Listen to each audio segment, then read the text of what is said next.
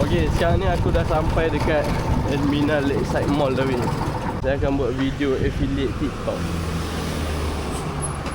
So kau nak tengok tak macam mana? Kalau nak lagi senang, kita terus record guna TikTok.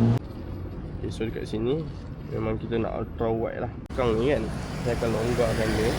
Sebab kadang, sebab saya tahu saya buat video macam tu, orang suka view naik. Ada orang beli juga dah. Kan 60 saat. Kita buat macam ni. Jangan lama-lama sangat. Pergi dekat TikTok. Korang tengok kalau saya dapat jual satu, saya dapat RM4 11 sen. Sebab tu saya cakap, kalau rider-rider kan, mana yang ni, korang boleh buat affiliate juga. Nanti dia akan jadi preview macam ni lah. Lepas tu post. Kita dah letak beg kuning semua kan, cukup dah lah.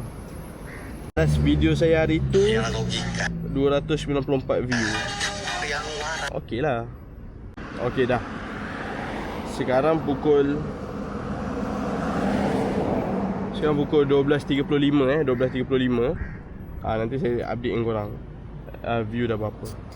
Okay, so saya rasa sekarang saya nak edit video lah. Order pun tak ada lagi.